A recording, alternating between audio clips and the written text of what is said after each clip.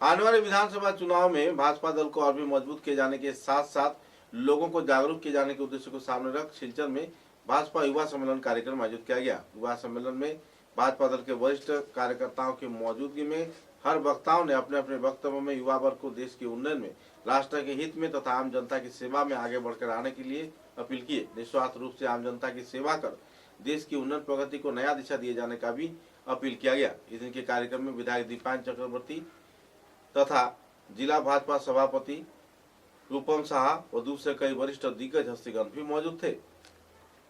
যুব সমাবেশ শুধু কাছাড় জেলার 7টি বিধানসভায় নয় বন্ধুগণ, এই যুব সমাবেশ আসামের 126টি বিধানসভায় হচ্ছে পুরো আসামে এবং প্রত্যেক যুবক যুবতী আমার যে কার্যকর্তা ভাই বোনেরা আছেন সবাই কিন্তু অত্যন্ত উৎসাহের সহিত এই যুব সমাবেশে অংশগ্রহণ করছেন। আজকের দিনে আমরা জানি যে যুব শক্তি রাষ্ট্র শক্তি, যুবক যেদিকে যায় রাষ্ট্রের শক্তিও কিন্তু সেই যুবকদের যুবতীর সাথে কিন্তু পিছু হয়ে চলে। ভারতবর্ষের শক্তি, ভারতবর্ষের রাজনৈতিক থেকে শুরু করে যে সামাজিক পরিকাঠামো আছে সেই সমস্ত কিছু কিন্তু পরিচালিত করে আমার যুব সমাজ। তাই যুব সমাজকে প্রাধান্য করে পাথেয় করে কিন্তু আমার আজকের দিনে সংগঠন চলছে এবং যুব সমাজকে সেই দায়িত্ব দিয়েছে সমাজ ভাই বোনেরা প্রচন্ড পরিশ্রম করেছে বিগত 4-5 মাস। সেই 4-5 মাসে কিন্তু আমরা আমাদের যে সাংগঠনিক ভিত আছে সেই ভিত মজবুত করার জন্য আমরা মোটামুটি ভাবে আমরা করে নিয়েছি এবং আগামী যে মাস থেকে 2 মাস আছে সেই 2 মাসে কিন্তু আমার আবার পুনরায় প্রত্যেক ভোটারদের ঘরে যেতে হবে, প্রত্যেক ব্যক্তির সাথে কিন্তু আমার ব্যক্তিগত সম্পর্ক তৈরি করতে হবে। আজকে দিনে যে এখানে আমার বুথ বাহিনীর কার্যকর্তারা আছেন, আমার মন্ডলের কার্যকর্তা আছেন, আগামী 2026 নির্বাচন কিন্তু আপনাদের দায়িত্ব সব থেকে বেশি। কারণ আমরা যে ভোট চাইতে যাব সেই ভোট চাইতে গেলে পরে কিন্তু মানুষজন কিন্তু আমাদের চেহারা দেখবে, আমাদের কথাবার্তার মাধ্যমে, আমাদের ব্যবহারের মাধ্যমে, আমরা কিভাবে ওদের সাথে ব্যবহার করি, ওদের সাথে আমাদের অ্যাপ্রোচ কি হবে তার ভিত্তি করে কিন্তু মানুষজন অনেকেই কিন্তু ভোট দেবে। একটা সংখ্যক ভোটার থাকে যে শুধু বিজেপি বলতে অজ্ঞান থাকে, একটা সংখ্যক ভোটার থাকে যে অন্য পার্টির প্রতি একদম মানে রুড়িবাদী চিন্তাধারার মানুষ থেকে যায়। যুব মোর্চা এবং ভারতীয় জনতা পার্টি আমরা যদি আজকে লোকসভাতে দেখি, আজকে লোকসভাতে ভারতীয় জনতা পার্টি 5 জন মন্ত্রী আছেন, ক্যাবিনেট মন্ত্রী, যারা বিভিন্ন সময় যুব মোর্চা সভাপতির দায়িত্ব পালন করেছেন। আমরা অনেক সাংসদ বিধায়ক থেকে শুরু করে অনেকে যারা যুব মোর্চা থেকে উঠেছিল। আজকে আমরা জেলা সভাপতি আছেন এখানে, উনি একসময় জেলা যুব মোর্চা সভাপতি ছিলেন। আজকে আসাম সরকারের যে বরাক উপত্যকার মন্ত্রী সহ বিভিন্ন দায়িত্ব মন্ত্রী পালন করছেন শ্রী কৌশিক রায় মহাশয়, উনি একজন জেলা যুব মোর্চা সভাপতি ছিলেন। এরকম করে যুব মোর্চার থেকে ভারতীয় জনতা পার্টি কার্যকর্তা নির্মাণ হয়। এই জন্য ভারতীয় জনতা পার্টি যুব মোর্চা যারা ভাই বোনেরা আছে তাদের কার্যকালে, এই যুব মোর্চার কার্যকালে তাদের কঠোর পরিশ্রম করতে হবে এবং কঠোর পরিশ্রমের মাধ্যমে নিজেকে সংগঠিত করতে হবে, নিজেকে তৈরি করতে হবে, যাতে আগামী দিনে ভারতীয় জনতা পার্টির যে দায়িত্ব আছে সেই দায়িত্ব আমরা গ্রহণ করতে পারি এবং এই দায়িত্ব আমরা এগিয়ে নিয়ে যেতে পারি, দলকে আরো এগিয়ে নিয়ে যেতে পারি বানানোর ক্ষেত্রে। এবং তার শ্রেয় কিন্তু আমরা যারা প্রত্যেক কার্যকর্তা এখানে বসে আছি সেই ডায়াস থেকে শুরু করে একদম যে আমার প্রোগ্রামের ভেন্যু শেষ পর্যন্ত বসে থাকা প্রত্যেক কার্যকর্তা কিন্তু সেটার শ্রেয় পায়। এবং সবার জন্য আমি আগ্রহ করবো সবাই একবার হাততালির মাধ্যমে প্রত্যেক কার্যকর্তার উৎসাহ যাতে বাড়ান। আজকের দিনে যে সমাবেশ হচ্ছে এই সমাবেশের মূল উদ্দেশ্য হচ্ছে কি যে আমার যে প্রত্যেকটা কার্যকর্তা আছে সেই প্রত্যেকটা কার্যকর্তার মধ্যে উৎসাহ ভরে দেওয়া, যে আমাদের আগামী 2026 সালের যে নির্বাচন সেই নির্বাচন হচ্ছে কি আমাদের ফাইনাল এক্সাম।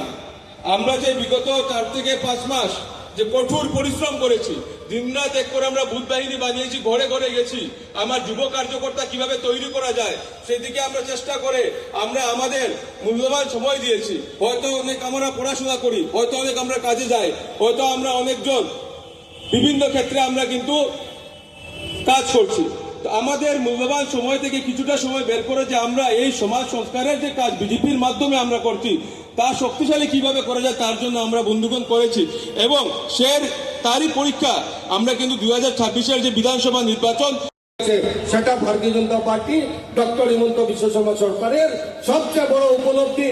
কিন্তু যুব মোর্চার বন্ধুগণ, আপনারা আজকের থেকে সেটা ফেসবুকের মাধ্যমে এমন ভাবে ঝড় তুলতে হবে যে শুধু শিলচর না, গোটা বরাক উপত্যকায় কংগ্রেস যারা করছে তারা চিন্তায় পড়তে হবে যে আমরা ইলেকশনে নামবো কি না। এই ঝড় যদি তুলতে পারেন একমাত্র পারবে যুব মোর্চার প্রত্যেক বন্ধুরা।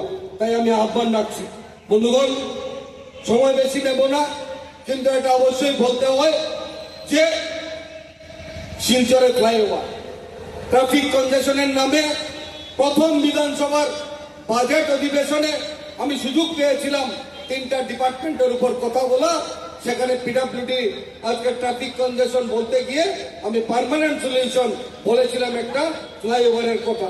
আমি বলেছিলাম যে বেথুকান্দির ডাইক, আমি বলেছিলাম শিববাড়ির ডাইককে আমরা স্ট্রেংথেনিং করব।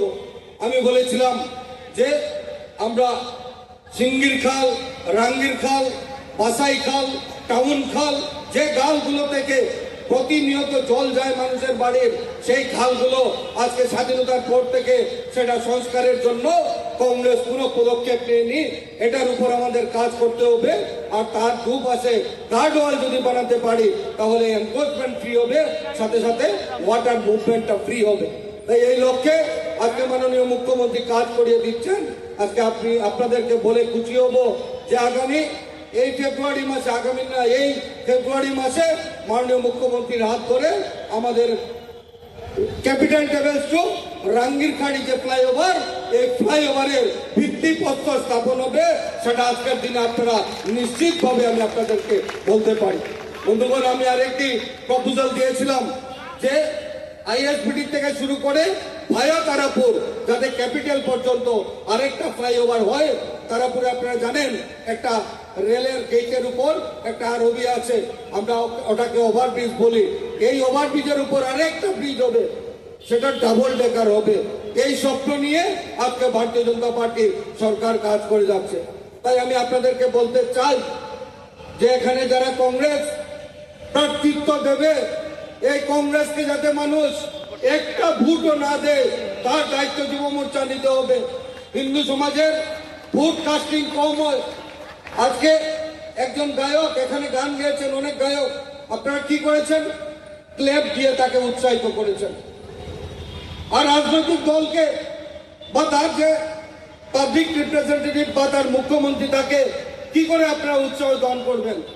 এই করে উৎসাহ দান করতে হবে যে ভোট বাসকে হিন্দু সমাজের ভোট 100% যাতে কাস্ট হয়, আর 100% কাস্টিং এর 100% ভোট যাতে ভারতীয় জনতা পার্টির অনুকূলে যায়। কারণ এই যে চেঞ্জ, এই বিশাল চেঞ্জ গত 5 বছরে সেটা সক্ষম হয়েছে।